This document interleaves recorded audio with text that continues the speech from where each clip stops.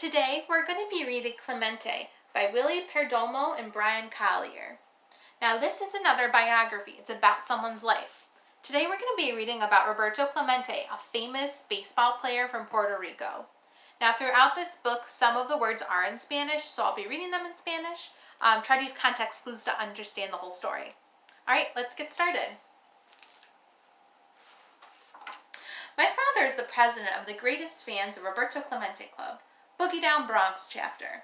Ask my father why he named me Clemente. Ask him why he thinks that the number 21 should be retired forever, and he'll start acting like he's a great debater.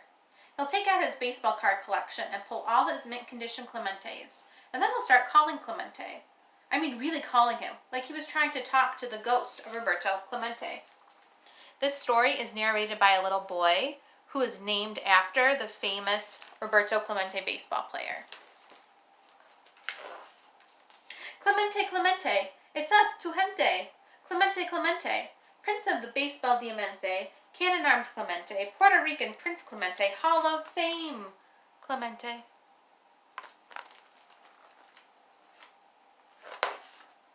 My Uncle Junior, another big Clemente fan, who wears his Pittsburgh Pirates cap with his Sunday church suits.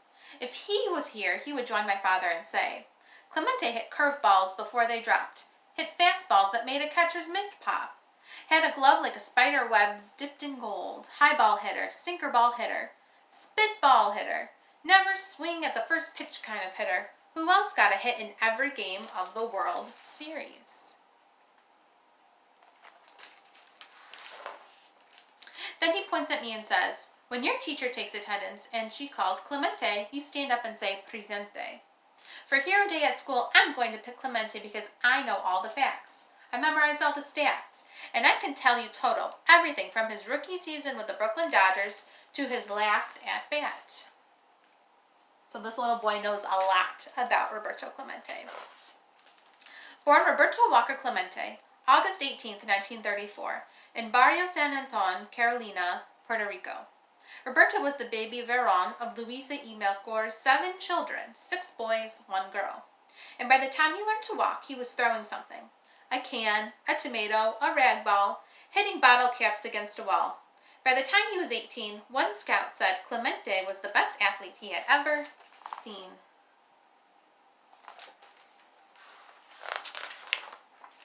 Four batting titles, .317 lifetime averages, came to bat 9,454 times, got 3,000 hits, 440 doubles, 166 triples, 240 home runs, and 12 golden gloves.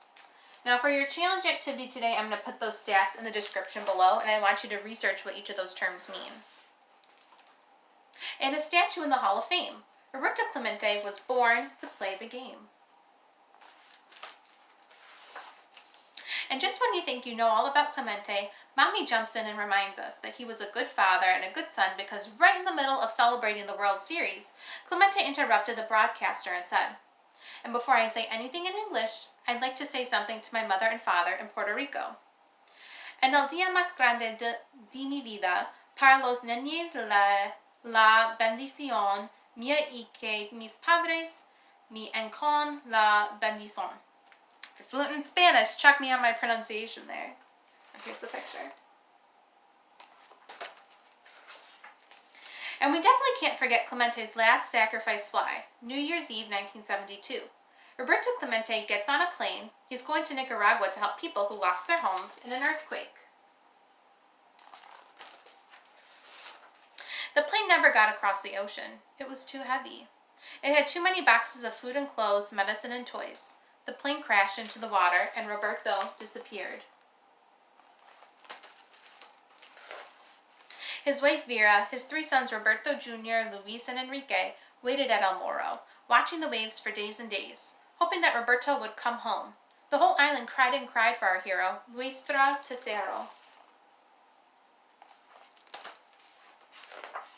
Remember, Mommy says, there were days when Roberto wanted to quit, throw his glove away and go home, because some fans were sending him ugly letters and calling him nasty names, but he never gave up, nunca abandonó su sueño, and they named bridges and schools after him, parks and pools after him.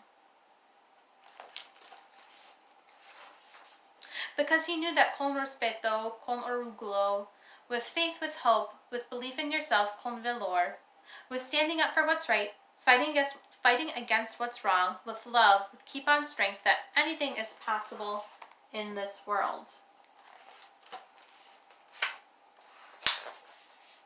Even being one of the greatest baseball players that ever lived. And with that, my love, Mommy says to me, hugging me until I'm dizzy, is why we named you Clemente. There's our little boy narrator again. Okay. I want you to think about the struggles that Roberto Clemente had to overcome in his life to become a famous baseball player. And I want you to think about what struggles you can overcome in your own life. Leave a comment down below. I'm really interested to hear what you think. All right, I'll see you tomorrow. Happy reading.